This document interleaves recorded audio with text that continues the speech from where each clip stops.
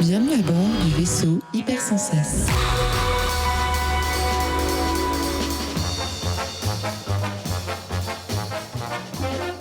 Salut à tous et bienvenue dans Cinécure, épisode 7. Ça y est, on est dans le dur. Novembre, c'est un mois qui ne pardonne pas vraiment. Les journées sont courtes, il ne fait généralement pas beau. Bref, c'est un temps idéal pour regarder des films. Et ça tombe bien, je suis là pour vous aider à les choisir. Tous les premiers mercredis du mois, je vous recommande 4 films à découvrir sur des plateformes de streaming ou en VOD, sans limite de genre ni d'époque. Et ce mois-ci, on va parler d'identité diluée, d'une journée pas comme les autres, de féminisme et d'appartenance. Allez, c'est parti!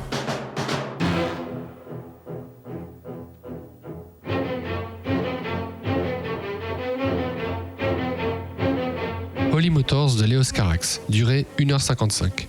Monsieur Oscar, un homme mystérieux et à l'identité peu nette, déambule dans les rues de Paris à l'arrière d'une limousine, avec pour seule compagnie sa chauffeuse Céline, une femme tout aussi mystérieuse. Ensemble, ils vont d'un rendez-vous à un autre, entraînant Oscar dans une ronde vertigineuse où son identité se retrouvera noyée et où la question de la représentation et du public est omniprésente. Salut Serge. 187%, je pense. À 5009. 6.6 par 722. Indexé. Oui, de notre peau. Qu'est-ce que tu veux? On est des boucs émissaires de la misère. Tout ça excite le peuple. C'est l'époque. J'ai eu des Franour au téléphone de la Wilkinson & Sons. Il a été très clair. Les gardes du corps, ça ne suffit plus. Il va falloir aussi qu'on s'arme, nous. Vite. Il propose des Caracal 919 semi-automatiques, canon de 86. D'accord. Ce soir au Fouquet's. Comment vous parler de Holly Motors de Leos Carax, un film tellement particulier qu'il n'y a pas vraiment d'histoire et en même temps il y a énormément d'histoire, une prestation d'acteur inimitable. En même temps, est-ce que c'est vraiment une prestation d'acteur ? Le film laisse planer le doute. Évidemment que c'est une prestation d'acteur, c'est un film. Mais il y a ce côté un peu méta dans le film qui est incroyable. Je pense qu'une des manières de comprendre bien Holly Motors, c'est de comprendre bien la carrière de Leos Carax. Leos Carax, c'est quelqu'un qui fait 2 films, en 84 et 86, qui sont Boy Meets Girl et Mauvais Sang. Ce sont 2 films qui fonctionnent, 2 films sur lesquels il y a des petits dépassements de budget, des petits dépassements de délai, mais qui rencontrent un public, et en tout cas qui sont salués par la critique. Et on en attend un peu plus, quoi. Pour Les Amants du Pont-Neuf, qui est son film suivant, la chose se présente pas de la même manière. On a déjà quelqu'un qui a dépassé donc son budget sur son 2e film avec Juliette Binoche, Mauvais Sang. Même si le film a rencontré un succès en salle, les producteurs sont un peu plus frileux. Surtout qu'il veut tourner une histoire d'amour qui aura lieu à Paris sur le Pont-Neuf, donc c'est pas facile à faire, il faut obtenir des autorisations. Bref, les producteurs lisent le scénario, sont séduits, se lancent dans l'aventure et on demande des autorisations pour tourner. Manque de bol, Denis Lavant, qui est un des acteurs principaux du film, se blesse et doit être à l'arrêt pendant 8 semaines. Donc les autorisations qu'on avait obtenues à Paris, c'est très difficile d'obtenir des autorisations pour tourner à Paris. Ils les avaient obtenues dans un laps de temps qui est très limité et on dépasse, à cause de la blessure de Denis Lavant, ce laps de temps. Donc on se retrouve dans une situation où il faut recréer le Pont-Neuf. Donc on va aller le recréer ailleurs. La production veut le recréer près de Paris, si possible.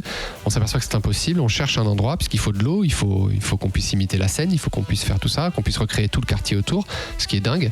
Finalement, on trouve un terrain dans le sud, en Camargue, près de Montpellier, dans lequel on va recréer donc tout ce quartier, ce qui est fantastique, mais qui coûte très cher. Donc le budget de 32 millions de francs, c'est-à-dire à peu près 4,5 millions d'euros, ce qui à l'époque est énorme, puisqu'on est en 89, et va être quadruplé. Alors pas juste par ça, mais ça c'est une des raisons.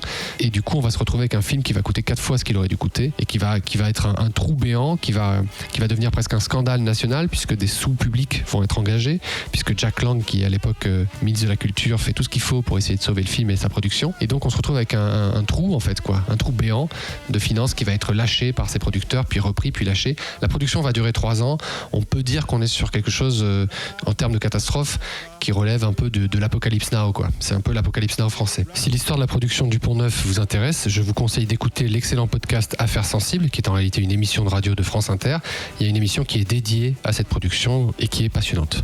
Voilà, donc Carax, après cette aventure malheureuse, il n'est pas très chaud pour reprendre. Et puis je pense qu'il y a beaucoup de producteurs qui ne sont pas très chauds non plus, puisque Les Amants du Pont-Neuf, ça n'a pas eu un succès incroyable. Donc on est dans une situation où on a un réalisateur qui, en quelques années, a fait un film, plus un segment, puisque donc après Les Amants du Pont-Neuf en 91, il va faire Paula X en 99, qui ne va pas fonctionner, qui ne va être ni un succès public, ni un succès critique. Puis enfin, donc, ce segment de Tokyo, le film multi-réalisateur, dans lequel il fait un segment avec un personnage qu'on retrouvera dans Holy Motors, personnage dont le doux nom est Monsieur Merde.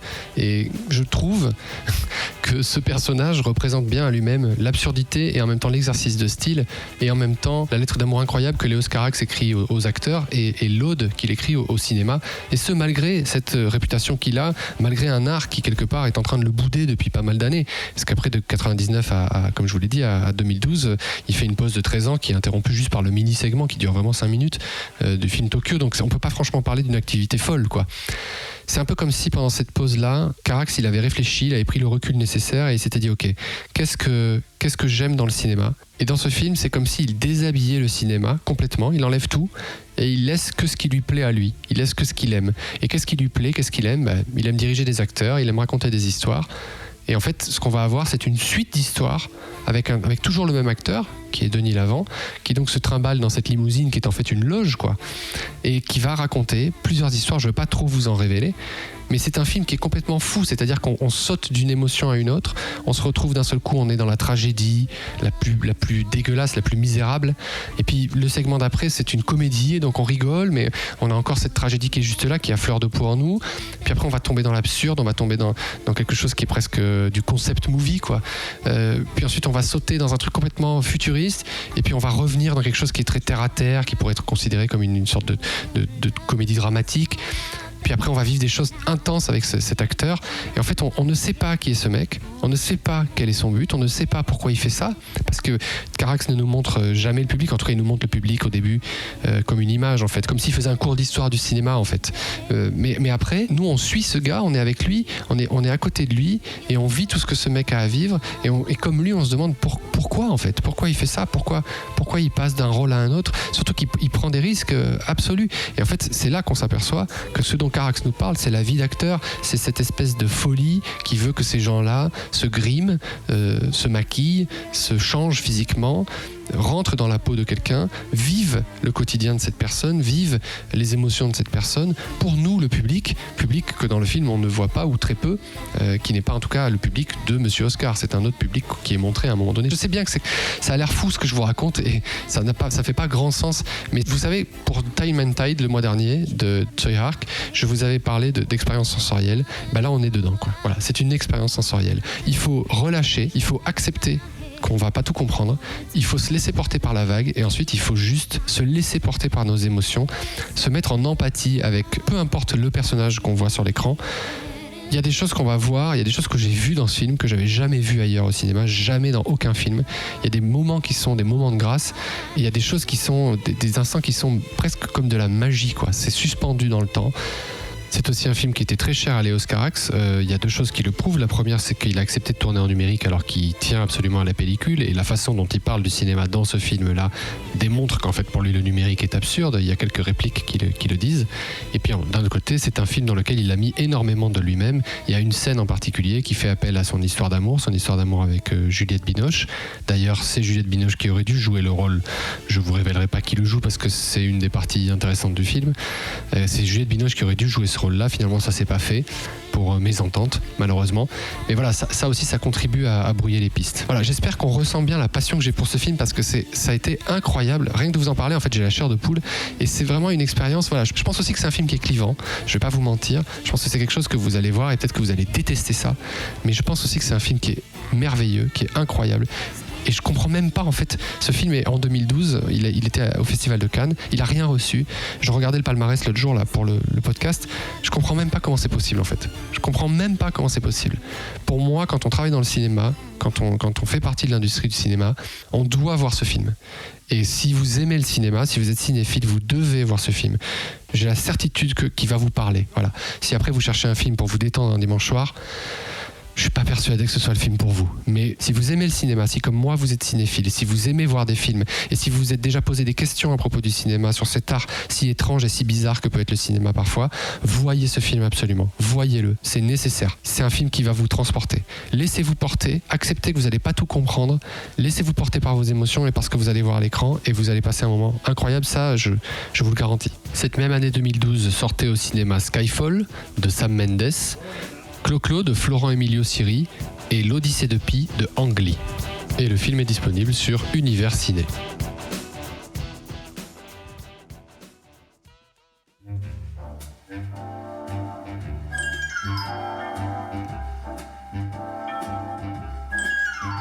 Si j'ai du talent. Cléo de 5 à 7 d'Agnès Varda, durée 1h30. Cléo, une chanteuse de variété égocentrique, superstitieuse et relativement hypocondriaque, attend les résultats d'un examen devant lui annoncer si elle a le cancer ou non. Alors qu'elle a rendez-vous à 19h chez le médecin, elle traîne dans Paris et croise plusieurs personnes. Son assistante, les musiciens avec lesquels elle collabore, une amie, un militaire inconnu, et à chacun, elle raconte son histoire, ou une partie de son histoire. Vous partez ? Je crois, oui. C'est moi qui m'excuse de vous avoir fatigué avec mes renseignements. Vous voulez m'en donner encore un? Quelle heure est-il? Je n'ai pas de montre. 6h, 6h15. Merci. Vous attendez quelqu'un? Moi non, je passais. Moi non plus. Oh, les hommes, c'est pas pareil. Ils attendent toutes les femmes. Ils les abordent, ils leur parlent. D'habitude, je ne réponds pas, mais là, j'ai oublié. J'avais l'esprit ailleurs. Puis vous avez l'air si calme. Je suis en permission. Et ce costume? Vous voyez, je suis à moitié en uniforme, à moitié parti, quoi. C'est que je repars ce soir. Ah. Oui, ce soir, c'est fini. J'avais 3 semaines et je n'ai rien fait. C'est trop court. Ça me fait plaisir de vous parler. Vous êtes marié? Non. Est-ce que j'ai l'air d'une aventurière qui cherche quelqu'un? Peut-être, non. Vous avez l'air d'attendre quelque chose, pas quelqu'un. Je suis très content de vous parler de ce film qui est sorti en 1962 parce que c'est un film qui est estampillé Nouvelle Vague. Vous savez, bon, c'est devenu un peu même un running gag, que ce soit ici ou sur mon compte Instagram. Si vous ne me suivez pas, suivez-moi, @charledy. J'en parle souvent pour me moquer et pour dire à quel point vraiment je n'ai aucune affinité ni avec François Truffaut et encore moins avec Jean-Luc Godard. Sauf que là, c'est un film qui a été réalisé par Agnès Varda. Donc Agnès Varda, c'est une femme. C'est une femme qui est déjà donc dans un milieu artistique très masculin, puisqu'il y a très peu de réalisatrices féminines. On leur a pas laissé l'opportunité. C'est pas vraiment un milieu dans lequel, à part les actrices, je veux dire, il n'y a pas énormément de place faite aux femmes. Et en plus de ça, c'est une femme dans un mouvement artistique dans lequel aucune place n'a été faite aux femmes. C'est-à-dire que la femme au sein de la Nouvelle Vague, c'était l'actrice, c'était la muse et c'est tout. Donc c'est forcément un point de vue qui sera rafraîchissant, qui sera intéressant parce qu'il sera différent. Alors Cléo de 5 à 7, c'est le deuxième long métrage de Agnès Varda. Son premier est sorti 7 ans plus tôt, qui s'appelait La Pointe Courte, avec notamment Philippe Noiret. Et dans ce film, elle posait déjà les bases de ce qu'allait devenir la Nouvelle Vague 4 ans plus tard, puisqu'on considère, en tout cas l'imaginaire collectif considère que la Nouvelle Vague naît avec les films À bout de souffle de Jean-Luc Godard et Les 400 coups de François Truffaut. Il suffit de regarder La Pointe Courte pour s'apercevoir que c'est faux. C'est pas exactement comme ça que ça s'est passé. De toute façon, j'en ai aussi parlé à l'époque sur mon compte Instagram, donc je vais pas m'étendre trop longuement ici, mais en gros, ces deux films-là, dont on considère qu'ils sont un petit peu la base de la Nouvelle Vague, pour moi, c'est une imposture. C'est certes des films de la Nouvelle Vague, c'est-à-dire que ça a été fait avec un tournage commando, avec très peu de moyens, dans des décors naturels, sans lumière, etc. etc. Mais ça, c'est quelque chose qu'on retrouve, il y a plein d'aspects de ça qu'on retrouve dans plein d'autres films, qui datent d'avant ces films-là. Donc voilà, ça c'est mon petit côté justicier. Je comprends qu'on puisse aimer ces films-là, et je suis d'accord pour dire qu'effectivement, ils ont amené un certain nombre de ruptures des conventions qui étaient nécessaires et rafraîchissants. Ce qui m'agace, c'est la manière qu'on a de tout ramener à eux toujours, alors qu'il y a d'autres cinéastes, et particulièrement Agnès Varda, qui ont innové, qui ont fait des choses et qui l'ont fait avant ces cinéastes-là. Donc c'est un petit peu agaçant qu'on ramène toujours tout à ces deux cinéastes-là, alors qu'ils ont certes participé, mais ils n'ont pas tout écrit, c'est pas vrai, quoi. Voilà, c'est un petit peu énervant, c'est tout. Alors maintenant, parlons du film. Ce qui est intéressant à propos de ce film, c'est bien entendu le point de vue que Agnès Varda, donc une réalisatrice féminine, une femme, va avoir sur son personnage principal, qui est aussi une femme. Et c'est aussi ça qui est nouveau d'ailleurs, c'est qu'on a une femme qui est la protagoniste de ce film. Il faut bien se souvenir qu'on est en 1962. Or là, ce que va faire Varda, c'est parler donc d'une femme, et en plus de ça, elle va en parler dans des termes extrêmement modernes et surtout très actuels. Donc je répète, l'histoire, c'est l'histoire de Cléo, qui est une chanteuse à succès, Donc forcément une femme sur laquelle on projette un certain nombre de désirs, sur laquelle on projette un certain nombre de fantasmes. Et cette femme-là, on lui apprend qu'elle va mourir. En gros, c'est-à-dire qu'on lui apprend qu'elle va tomber malade, qu'elle va avoir un cancer, et que donc il y a des chances qu'elle s'en sorte pas. Donc face à ce cancer, face à cette maladie qu'elle ne connaît pas et dont elle a peur, elle va avoir plusieurs réactions. Et en fait, elle va s'enfermer dans un certain confort, dans l'image. Elle va s'enfermer dans l'image que les gens projettent sur elle. Donc c'est une réflexion sur la féminité, c'est une réflexion sur la féminité dans la célébrité, mais c'est surtout d'abord et avant tout une réflexion sur ce que les hommes, cette société d'hommes, projettent sur les femmes et particulièrement sur les célébrités, sur les femmes qui sont connues. Voilà. Petit à petit, et je ne vais pas tout vous révéler, mais Cléo va se défaire, elle va se déshabiller, elle va enlever toutes ces couches qu'on a projetées sur elle, qu'on met sur elle et auxquelles on lui demande d'obéir. Voilà. Là, on touche clairement à un film qui est d'une modernité absolue pour moi, encore plus actuellement avec tout ce qui est en train de se passer, le mouvement MeToo, etc., etc. Je ne vais pas vous faire un cours de féminisme, mais là, on est en train de parler de quelque chose d'extrêmement actuel, alors qu'on est en 1962, et en plus, on le fait dans le cadre de la nouvelle vague. Voilà, ça, c'est vraiment pour moi un moment où la nouvelle vague est utile, où non seulement on amène de la nouveauté sur le fond, puisqu'on parle de thèmes et de personnes qui sont habituellement invisibles dans le média cinéma, et encore plus en 1962, mais en plus, on amène de la nouveauté formelle, puisqu'effectivement, son film, formellement, il est complètement nouveau. Elle se permet un certain nombre de choses. Il y a notamment le générique en couleur, le reste du film en noir et blanc. Elle tourne son film en plein Paris, j'imagine sans autorisation, vraiment avec peu de moyens. Ça se voit, de toute façon, ça se sent. Elle va ne pas éclairer son film, ou très peu. Elle se permet ensuite de faire des détours par quelque chose qui pourrait ressembler à de la comédie musicale. Elle met dans son film un autre film qui est un mini-film muet, dans lequel d'ailleurs joue Jean-Luc Godard, et qui est très drôle, qui est très chouette, qui est pensé de façon très intelligente et qui est un petit hommage en fait au cinéma muet. Donc ça, c'est très bien joué de sa part. Bref, il y a tout un tas de petites choses qui sont autant d'innovations formelles. Parfois, ça va être un hommage, parfois un clin d'œil, parfois juste vraiment une innovation, quelque chose qu'elle a envie d'essayer. Et dans tous les cas, c'est très courageux en fait de faire ça. Surtout en 1962, une fois de plus, je le répète, il faut quand même avoir un sacré courage pour se dire tiens, je vais mettre ça dans mon film en plein milieu, ça s'arrête, puis on va faire un petit film en noir et blanc qui est un hommage au film muet. Ou alors en plein milieu, ça s'arrête et puis ma chanteuse, elle va chanter vraiment face caméra, elle va s'adresser au public directement.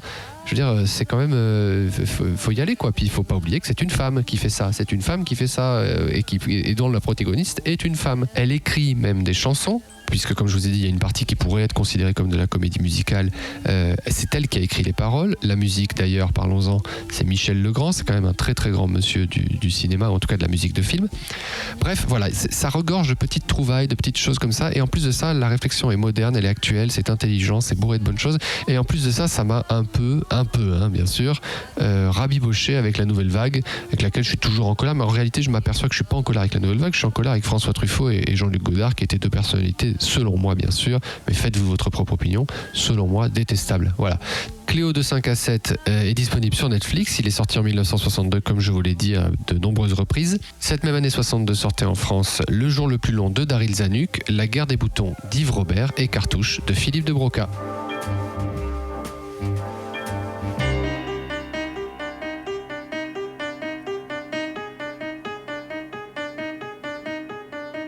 Une journée particulière, una giornata particolare en italien, d'Ettore Scola, durée 1h46. À Rome, dans son petit appartement surpeuplé, Antonietta, une mère de famille ignorée, abusée et maltraitée, tente de surnager. Alors qu'en ce jour de 1938, Adolf Hitler vient rencontrer Benito Mussolini et que toute la population romaine se rend à l'événement, elle reste à la maison pour ranger, nettoyer et s'arranger pour que le dîner soit prêt au retour de son mari et de ses 6 enfants. Par un coup du hasard, elle rencontre alors Gabriele, un voisin qui lui aussi ne s'est pas rendu à la rencontre des deux dictateurs fascistes. Vuole sapere a che servono? No. Guardi, venga qua, stia attenta. 1, 2, 3, 1, 2, 3, 1, 2, 3, 1, 2, 3, 1, 2, 3, anche indietro, 3, 2, 1, 3, 2, 1, 3, 2, 1, 3, 2, 1, 3, 2, 1. La vista com'è semplice, vedi la mano. No, ma perché, scusa? Facile, ci sono i numeri, coraggio. Bon, là, on attaque d'abord un très très grand film, un film qui, dans l'histoire du cinéma, en tout cas du cinéma européen, a une place prépondérante, mais surtout un film qui, sur le papier, n'a quand même pas grand-chose pour nous séduire. Et la seule chose qui est intéressante d'un point de vue historique, elle ne nous est pas montrée, puisque la rencontre entre les deux dictateurs fascistes se fait qu'à travers des images d'archives, donc il n'y a même pas de vision d'artiste là-dessus. C'est un film qui, en tout cas, ne nous montre pas ce qu'on a envie de voir, et qui ne se vautre pas dans un certain confort, quoi, on va dire. C'est justement ça toute la force du film. Le film parle de parias, parle de gens qui sont des laissés pour compte dans ces régimes fascistes. Et donc la première chose que fait Ettore Scola, c'est nous mettre nous dans la position, cette position un petit peu nous met à l'écart, quoi. On est mis à l'écart. C'est-à-dire que comme Antonietta et Gabriele ne se rendent pas à cette réunion, bah nous non plus, on va pas s'y rendre. On va y assister comme eux, de loin, à travers la radio, à travers ce que vont dire les voisins, etc., etc. Mais on n'y est pas, quoi. On est comme eux, on est laissé pour compte, on est mis de côté. Un petit mot très rapide sur la technique. Il y a au début du film un plan séquence qui est impressionnant et qui nous permet de bien comprendre, et c'est ce que Ettore Scola voulait, comment est fait cet immeuble, comment il fonctionne, comment la foule se déplace à l'intérieur, comment l'appartement est situé par rapport au reste de l'immeuble. Voilà, ce plan-là, moi je trouve en tout cas qu'il a quelque chose d'impressionnant, et je trouve que ça vaut le coup de voir le film, ne serait-ce que pour ça, presque. Évidemment, après, d'autres choses viennent se rajouter, au premier titre desquels, évidemment, la collaboration de Marcello Mastroianni et de Sophia Loren à l'écran qui est absolument incroyable. C'est la 9e fois que Mastroianni et Loren se rencontraient à l'écran. Bon, il y en a eu 11 en tout, donc il y en a eu 2 après ce film-là. Donc là, on peut dire que quand même, ils se connaissaient bien, ils fonctionnaient bien. Effectivement, c'est fantastique, quoi. On assiste à deux monstres. Alors, Mastroianni, il est vraiment au top. D'ailleurs, il a été nommé à l'Oscar et il collabore avec Scola 12 fois dans sa carrière. Donc, c'est vraiment une collaboration qui est très fructifère. C'est un duo qui fonctionne bien. On parle souvent du duo Mastroianni-Fellini, mais il y a d'autres duos qui ont très bien fonctionné aussi dans la carrière de Mastroianni. Mais vraiment, pour moi, l'astre du film, en tout cas celle qui mérite qu'on s'y arrête et qu'on souligne cette prestation, c'est évidemment Sophia Loren. Sophia Loren est incroyable. En fait, cette femme peut tout jouer. Surtout quand on sait le statut qu'elle a atteint à ce moment-là de sa carrière, puisqu'on est en 1977. Donc ça a été un sexe symbole, c'est tout un tas de choses. Sophia Loren, elle est évocatrice de tout un tas de choses. Là, elle pourrait tout à fait jouer de ça, quoi. Pas du tout. Elle va s'enlaidir, elle va devenir cette femme au foyer complètement laissée pour compte, abusée, comme je vous ai dit dans le résumé au début, quoi, dans le pitch du film. Elle est abusée, elle est maltraitée, elle a une vie qui est horrible. Mais de toute façon, on parle de 2 personnages là et on parle d'une histoire qui est quand même, il faut s'accrocher, hein. C'est pas, on peut pas regarder ça le dimanche soir en disant qu'est-ce que je vais bien pouvoir regarder ce soir pour me mettre la pêche pour la semaine, quoi. C'est pas vraiment le but. C'est un film sublime, ne vous méprenez pas, je suis pas en train d'en dire du mal, mais je veux pas non plus que vous vous trompiez et que vous vous trouviez face à ce film-là en disant bah dis donc, je pensais que j'avais passé un bon moment. Ce sont 2 prestations magistrales de 2 acteurs incroyables avec un scénario dont je vais vous reparler dans un instant, très très bien écrit, très bien pensé, très bien structuré, avec un réalisateur aux commandes qui fait un travail fantastique, mais c'est pas une histoire joyeuse, quoi. Voilà. Alors, petit détail intéressant, le film a été produit par Carlo Ponti. Carlo Ponti, c'est l'amant, c'est le grand amour de la vie de Sophia Loren. C'est une histoire un petit peu particulière. Je vous recommande d'ailleurs, si vous le trouvez sur Arte TV, le documentaire sur Sophia Loren qui avait été fait pour Arte, qui explique un petit peu, enfin en grande partie, puisque c'est vraiment l'histoire d'amour de la vie de Sophia Loren, son histoire d'amour donc avec Carlo Ponti, comment ça s'est déroulé, tous les obstacles. Carlo Ponti, il était encore marié quand il était avec Sophia Loren. Il n'a pas vraiment réussi à divorcer dans une époque où on ne pouvait pas divorcer facilement. Ça a mis très très longtemps à se mettre en place pour qu'il puisse enfin se marier légalement, et il y a eu des rebondissements dans tous les sens. C'est assez incroyable. En tout cas, une histoire qui a été une histoire d'amour, bien sûr, j'en doute pas, mais qui a aussi été une grande histoire professionnelle, puisque Carlo Ponti aura donné énormément de ses rôles et de ses plus grands rôles à Sophia Loren. Donc voilà, intéressant en tout cas. Alors le scénario, je vous en parlais, Ettore Scola va être épaulé par Ruggero Maccari, qui est un de ses collaborateurs habituels. C'est notamment lui qui lui a aidé à écrire Affreux, moche et méchant, un autre grand film de Ettore Scola. Ruggero Maccari, il a aussi beaucoup travaillé avec Dino Risi. Dino Risi, c'est celui qui a réalisé Les Monstres, et d'ailleurs Ettore Scola a aussi participé à l'écriture du scénario des Monstres, et aussi Les Nouveaux Monstres, bien entendu. C'est un maître de la comédie italienne. Il y a certains films, dont un que j'ai vu il y a pas longtemps, qui s'appelle In nome del popolo italiano, au nom du peuple italien, qui sont des comédies qui peuvent être parfois très âpres, en tout cas extrêmement critiques envers la société italienne et la société en général, notamment notre modèle capitaliste. Donc voilà, à explorer, vraiment quelqu'un d'intéressant intéressant. Et Ruggero Macari, je le connaissais pas et pourtant il a vraiment traversé tout le cinéma italien. Là, je vous parle de Dino Risi et Ettore Scola, mais il a collaboré avec plein d'autres gens. Et à leur côté, on retrouve quelqu'un qui, à moi en tout cas, et pour ceux qui connaissent bien la société italienne, m'a énormément surpris, puisqu'il s'agit de Maurizio Costanzo. Maurizio Costanzo, c'est comme si je vous disais, Thierry Ardisson a participé au script de un grand succès français extrêmement connu et extrêmement critique envers la société. Un film de Costa Gavras, quoi, par exemple. Voilà, on va dire ça comme ça. Bon, c'est un petit peu surprenant, quoi. Maurizio Costanzo, c'est un homme de médias italien. Moi, je le connaissais beaucoup parce que quand j'étais étudiant en Italie, il passait tout le dimanche après-midi à la télé. Il avait un show à lui. C'est un peu de la trash TV, quoi. C'est quelqu'un qui a eu un rôle très important dans la télé berlusconienne, quoi. Voilà, pour vous donner une idée. On s'attend pas à ce que quelqu'un comme ça participe à l'écriture d'un scénario aussi important et aussi critique envers le pouvoir fasciste, quoi. Enfin, un petit mot de la lumière du film, la photo, qui a été faite par Pasqualino De Santis. Et Pasqualino De Santis, il avait gagné l'Oscar un petit peu moins de 10 ans avant pour le Roméo et Juliette de Zeffirelli. Donc c'est quelqu'un qui, en tout cas, est reconnu par la profession. Et effectivement, cette lumière est à l'image du film. Elle est lugubre. C'est une espèce de sépia. On peut pas vraiment dire que ce soit du noir et blanc, mais c'est pas vraiment de la couleur non plus. C'est un peu bizarre. Tout est fade, tout est éteint. Un petit peu comme ces deux personnages. En tout cas, extrêmement bien joué de la part de Ettore Scola de choisir cette lumière-là. Je pense qu'ils l'ont fait à deux, parce que ça représente parfaitement bien la situation des deux personnages. Une fois de plus, une histoire pas joyeuse. Et enfin, à la musique, Armando Trovaioli. Alors pour tous ceux qui, comme moi, adorent la musique de film, et particulièrement la musique italienne, Armando Trovaioli, c'est quelqu'un qui est au top, qui a fait énormément de films, des comédies, des tragédies, plein de choses. Et c'est quelqu'un qui a une musique que moi j'aime beaucoup, qui me rappelle beaucoup l'Italie, qui me rappelle beaucoup d'aspects de l'Italie différents. Voilà, c'est pas Nino Rota, mais il est très très fort, j'aime beaucoup. Donc on a vraiment une dream team à la composition de ce film, et ça se voit, que ça aille du producteur jusqu'au compositeur, en passant par la direction d'acteur, la direction de photo et les deux acteurs principaux. Voilà, moi je pense que ça fait quand même pas mal de bonnes raisons pour découvrir ce film. Il est disponible en streaming sur Canal+, et cette même année 77 sont sortis en France Le Crabe Tambour de Pierre Schoendorfer, Annie Hall de Woody Allen et Le Juge Fayard dit Le Shérif de Yves Boisset.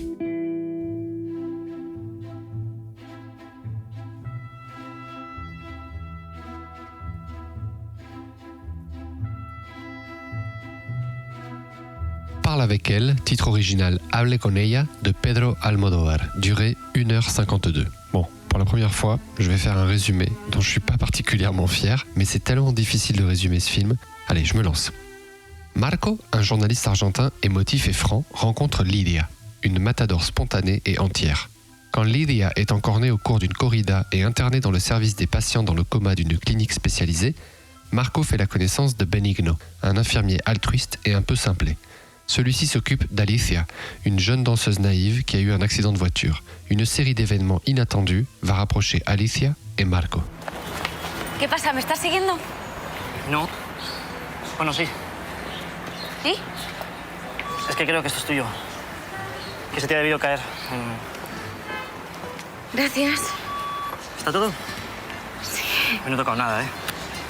Gracias. ¿Dónde vas? A mi casa. ¿Te importa que te acompañe? No tengo nada que hacer. Bueno, pero voy a mi casa. Sí, sí, claro. Si me viene bien. Yo no podría vivir sin bailar. Disfruto mucho viéndolo. ¿A ti te gusta el baile? Supongo, sí, claro. Pero vamos, no he ido nunca a ver nada. ¿Qué más cosas haces? Además de bailar. Pues me gusta mucho viajar y voy mucho a la filmoteca a ver películas. Últimamente he descubierto el cine mudo. Es mi favorito, me encanta. ¿El cine mudo? Sí. ¿Y tú qué haces cuando sales? Nada, yo no salgo.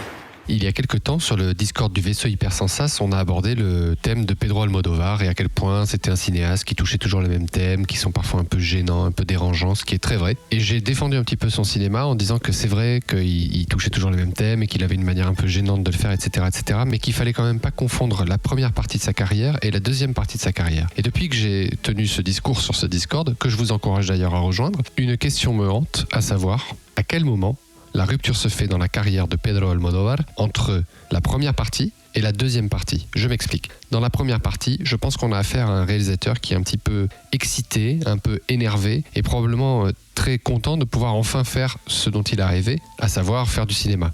La dictature se termine en Espagne en 1975 et le premier film de Almodóvar sort en 1978, donc dans l'euphorie de la Movida, qui est ce mouvement, qui est un mouvement de libération des mœurs en Espagne, qui vient en réaction à toutes ces années de dictature qui vient à peine de se terminer. Pour moi, le cinéma d'Almodóvar, c'est ça pendant un certain laps de temps. Et je pense, c'est ma théorie, que ça s'arrête avec Tout sur ma mère en 1998, qui était à l'origine le film dont j'avais prévu de vous parler dans cet épisode. Sauf que, depuis 2002, et depuis que ma femme l'a vu au cinéma, ma femme me tanne pour qu'on regarde ensemble Hable con ella, donc Parle avec elle. C'est pas que je veux pas le voir, au contraire, je suis très intéressé de le voir, mais jusqu'à il y a très peu de temps, j'ai pas vraiment pris le temps de le voir. Voilà, je me suis pas organisé pour le faire. Là, il est ressorti sur Mubi, donc c'était l'occasion rêvée. On l'a regardé ensemble, et effectivement, c'est un film majeur de la filmographie d'Almodóvar. Je continue de penser que Tout sur ma mère est le film de la rupture. Je vous en dirai plus quand j'aurai réussi à voir Carne Tremula, qui est le film qu'il a fait avant Tout sur ma mère. Mais en tout cas, ça se situe dans ces trois films-là.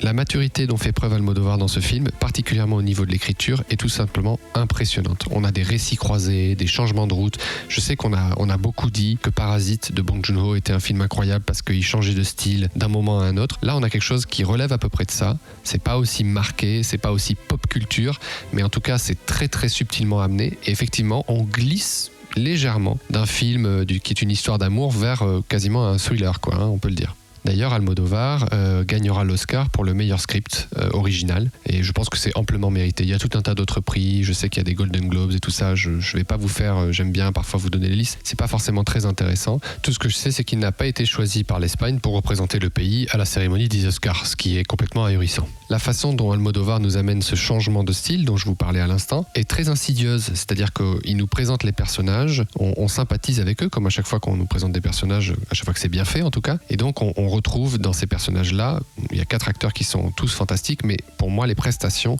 de Javier Cámara d'une part et de Rosario Flores d'autre part tirent leur épingle du jeu. Vraiment, ces 2 acteurs sont fantastiques. Alors Rosario Flores, je ne l'ai pas revue dans grand-chose, elle a probablement fait des films, c'est une chanteuse à la base, donc elle n'a peut-être pas besoin non plus de faire ça pour vivre. Simplement là, elle est d'une force fantastique. Javier Cámara, par contre, je l'ai revu dans plein de films et dans des séries. Il a été sublime à chaque fois et je suis pas étonné de le voir à ce niveau-là en 2002 dans ce film-là. Il est incroyable, vraiment profondément dérangeant, mais très très bon. En même temps, on a beaucoup de sympathie, d'empathie pour lui, en tout cas dans toute la première partie. Et petit à petit, ça glisse. Je vous en dis pas plus, je veux pas vous révéler trop de choses, mais c'est très intéressant en tout cas. Et ce que lui propose, c'est d'une subtilité magnifique, quoi. Enfin, je voudrais parler aussi de la force de Pedro Almodóvar dans le cinéma espagnol et dans le cinéma mondial. Il a quelque chose que je trouve incroyable. D'abord, c'est quelqu'un qui représente... en tout cas qui s'est imposé comme le représentant de l'Espagne au niveau mondial, et ça c'est d'abord très très fort. Il le fait parce qu'il va toucher des cordes sensibles dans l'imaginaire collectif mondial, international ou en tout cas occidental de ce qu'est l'Espagne. Et ça c'est très fort pour moi pour avoir vécu en Espagne. L'Espagne que représente Almodóvar à l'écran, je ne la connais pas, je ne l'ai jamais vue. Mais n'empêche que, à chaque fois que je la vois, c'est indubitablement de l'Espagne. Voilà. Et ça c'est vraiment, c'est fort. Je trouve que c'est quelque chose il a vraiment, il a réussi à créer quelque chose qui est censé représenter un pays tout entier. Bon, évidemment en Espagne, il est à la fois adoré et décrié, comme tous les gens qui sont très forts au niveau national. On les adore, puis jusqu'à ce qu'on les déteste un jour, quoi. Et puis il exprime sa sensibilité ensuite avec ses collaborations. Alors il y a une première collaboration qui n'a pas été une collaboration qui a duré dans le temps, mais qui est la collaboration avec Javier Aguirre Sarrowe, qui est un directeur photographie. Donc la même année, enfin une année avant, il aura fait Les Autres de Alejandro Amenábar. Et ensuite il fait en 2002 donc Parle avec elle, Hable con ella. Ensuite il partira faire beaucoup d'autres films. On le retrouvera d'ailleurs assez incroyablement dans Thor Ragnarok, donc le 3e volet de Thor du Marvel Cinematic Universe. Bon, pourquoi pas, c'est vrai que c'est inattendu, mais en attendant, très très bon directeur photo. Il a fait plein d'autres choses, je vous encourage à regarder sa carrière, c'est intéressant. Et puis ensuite, on a aussi sa relation avec Anchón Gómez, qui est son décorateur. On peut pas vraiment parler des films de Almodóvar sans parler des décors qu'il utilise. C'est toujours complètement fou et en même temps extrêmement logique. Voilà, moi j'en ai vu quelques-uns dernièrement, là j'en ai regardé quelques-uns parce que sur Mubi il y a pas mal de films qui ressortent et vraiment c'est à la fois excentrique et parfaitement dans le cadre, parfaitement dans son histoire. Cette collaboration, elle a duré jusqu'à Dolor y Gloria, le dernier film de Pedro Almodóvar. Là, le prochain qui sort, visiblement, ils n'ont pas collaboré dessus ensemble. Il faudra quand même que je le vérifie. En tout cas, elle dure depuis Carne Tremula, justement, en chair et en os. Donc peut-être à explorer, je parle pour moi, pour voir si ma théorie est justifiée ou pas du tout, ou si je me trompe complètement. En attendant, c'est aussi l'occasion de voir à l'écran Léonore Whiteling, qu'on ne voit plus dans des projets d'envergure, en tout cas à mon sens. C'est dommage, c'est quelqu'un qui est très fort, qui est très bon. Voilà, là en tout cas, elle est bien aussi. Et de toute façon, les 4 acteurs sont bien, on va pas se mentir. Voilà, le film est disponible sur Mubi, comme je vous l'ai dit, et en 2002, donc la même année, sortait en France Astérix et Obélix Mission Cléopâtre de Alain Chabat, Ocean's 11 de Steven Soderbergh et L'Auberge espagnole de Cédric Klapisch.